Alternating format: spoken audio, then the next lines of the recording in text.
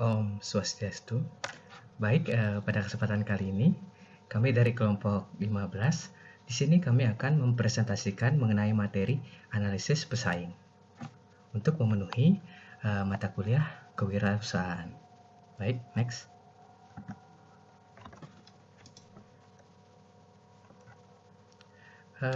Adapun di sini anggota kelompok kami terdiri dari 2 orang, yakni saya sendiri, Ibu Twi Danika Pratama dengan NIM akhir 092 dan teman saya Agung Sulanto dengan NIM akhir 095.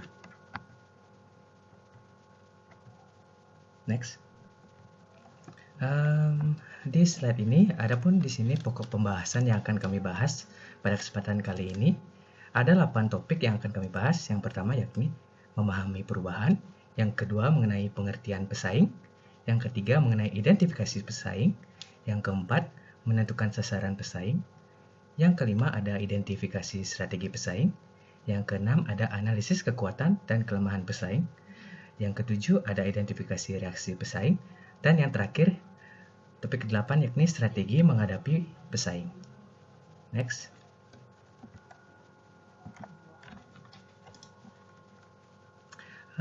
Yang pertama di sini ada mengenai memahami perubahan. Next. Memahami perubahan. Perubahan dunia yang begitu cepat telah memaksa produsen dan para penjual berpikir keras agar tetap eksis di dunianya. Perubahan ini disebabkan oleh pesatnya pertumbuhan dan perkembangan teknologi, baik teknologi mesin maupun alat berat, terlebih lagi teknologi telekomunikasi. Perkembangan teknologi mesin dari manual sampai mesin yang serba otomatis telah mampu mengubah mutu atau kualitas dari suatu produk, mulai dari kemasan sampai pada isinya yang semakin menarik dan tentunya kompetitif. Oleh karena itu, dalam era teknologi yang berkembang demikian cepat ini, saatnya perusahaan menjemput bola dengan mengejar calon pelanggan, bukan menunggu pelanggan seperti zaman dahulu. Perusahaan atau pengusaha harus pandai membaca keinginan dan kebutuhan konsumennya melalui berbagai cara, misalnya dengan melakukan riset pemasaran. Tanpa riset pemasaran yang andal, pengusaha tidak dapat mengetahui keinginan dan kebutuhan pelanggannya secara tepat. Bahkan, bukan tidak mungkin pengusaha akan ketinggalan informasi dibandingkan dengan pesaing lainnya. Adapun kutipan di sini dari Kashmir, pengusaha yang berhasil adalah mereka yang pandai menyesuaikan diri dengan perubahan itu sendiri. Next. Topik yang kedua, di sini ada pengertian pesaing. Pengertian pesaing itu sendiri, pesaing adalah perusahaan yang menghasilkan atau menjual barang atau jasa yang sama atau bisa dikatakan mirip dengan produk yang kita tawarkan. Pesaing suatu perusahaan dapat dikategorikan pesaing yang kuat dan pesaing yang lemah, atau ada pesaing yang dekat yang memiliki produk yang sama atau memiliki produk yang mirip.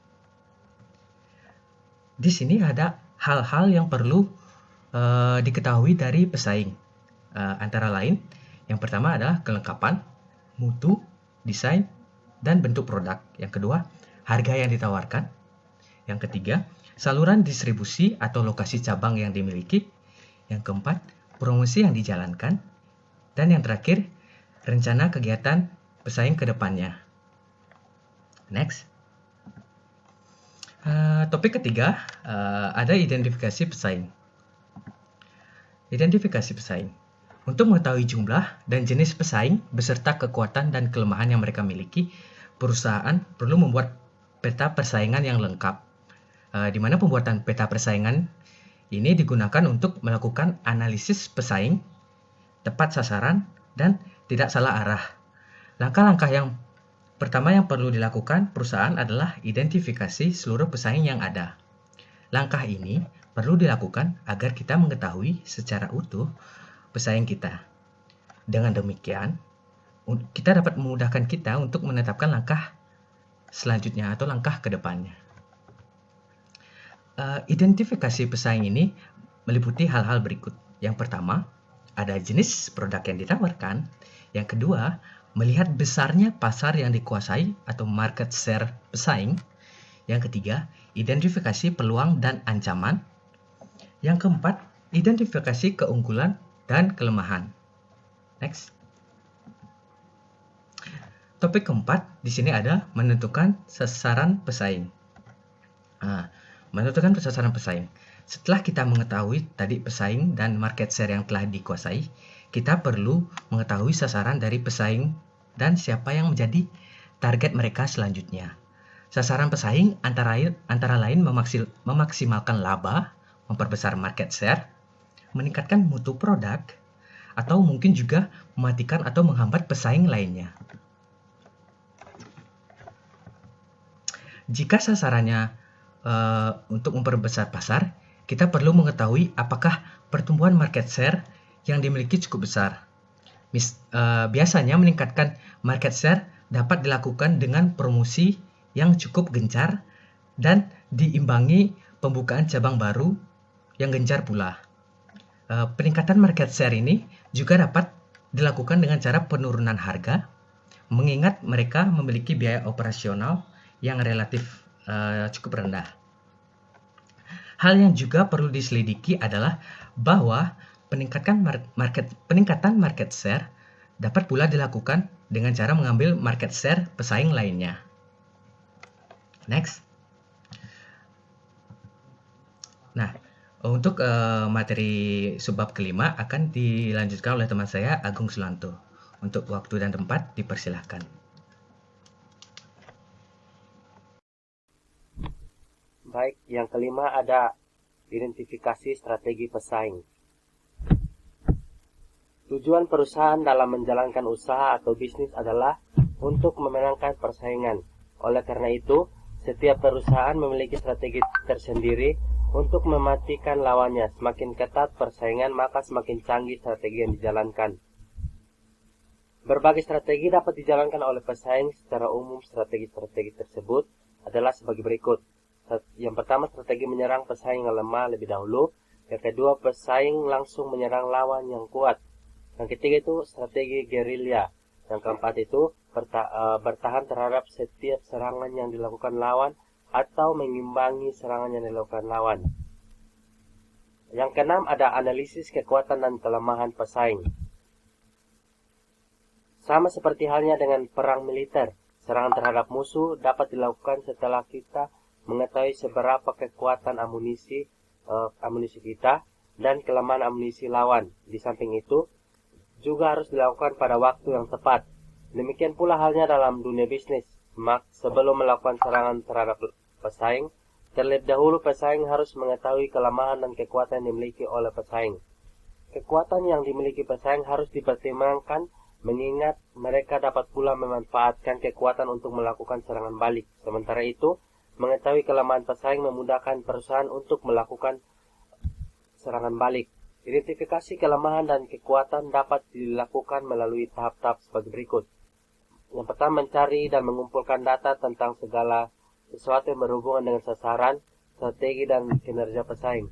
Yang kedua itu mencari tahu kekuatan pesaing dalam hal keuangan, sumber daya manusia, teknologi, serta lobby di pasar.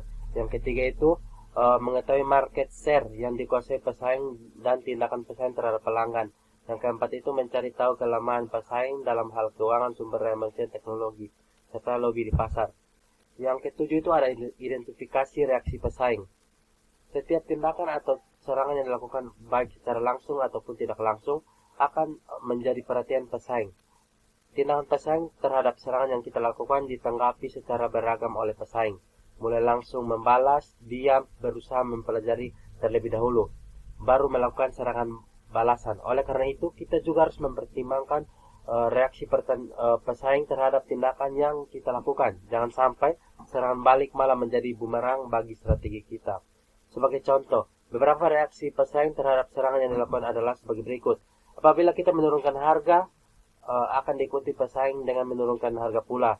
Bahkan mungkin lebih rendah daripada apa yang kita lakukan. Yang kedua itu,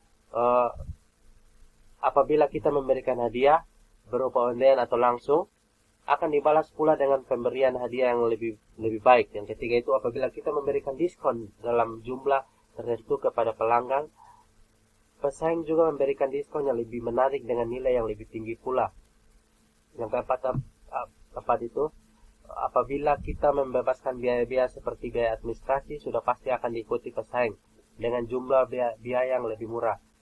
Yang kelima itu, apabila kita membuka cabang di suatu lokasi, akan dibalas oleh pesaing dengan membuka cabang di lokasi perusahaan kita. 8 itu strategi menghadapi pesaing. Strategi menghadapi pesaing dapat dilakukan dengan cara melemahkan dan menghancurkan pesaing dengan memasang strategi yang kompetitif. Strategi kompetitif dilakukan dengan melihat posisi keberadaan kita sebelum melakukan penyerangan. Posisi ini akan menentukan model serangan yang kita lakukan. Posisi kita dibandingkan dengan pesaing dapat diukur dari kemampuan keuangan, teknologi, dan sumber daya manusia yang kita miliki. Strategi untuk menghadapi pesaing dapat dilakukan untuk posisi-posisi sebagai berikut. Yang pertama ada strategi pemimpin pasar, kedua strategi penantang pasar, ada strategi pengikut pasar, bahkan ada strategi relung pasar. Untuk menghadapi pesaing yang semakin kompetitif, perusahaan perlu melakukan berbagai serangan ke arah pesaing dari segala penjuru atau dari bagian-bagian tertentu, seperti kelemahan pesaing. Tujuannya adalah menghambat gerak maju pesaing atau bahkan mematikan satu persatu pesaing yang ada sekaligus atau perlahan-lahan. Di samping itu, serangan digunakan untuk mempersulit pesaing baru untuk masuk ke industri yang sama. Strategi penyerangan yang dapat dilakukan terhadap pesaing terdiri dari 5 cara, yaitu serangan frontal, serangan samping, serangan pengepungan, dan serangan melambung, dan serangan gerilya. Perusahaan juga perlu melakukan perlindungan terhadap setiap serangan pesaing. Perlindungan yang diberikan berupa pertahanan dalam menghadapi serangan pesaing. Pertahanan harus dibuat sedemikian rupa sesuai kemampuan perusahaan. Perlindungan ini lebih ditekankan untuk melindungi perusahaan dari setiap serangan yang mungkin timbul. Perlindungan diri dalam bentuk pertahanan yang dapat digunakan terdiri dari 4 cara, yaitu pertahanan frontal, pertahanan samping, pertahanan menyerang lebih dahulu, dan pertahanan menyerang balik. Sekian dari presentasi kelompok kami. Jika ada kesalahan kata, mohon dimaafkan. Sekian dan terima kasih.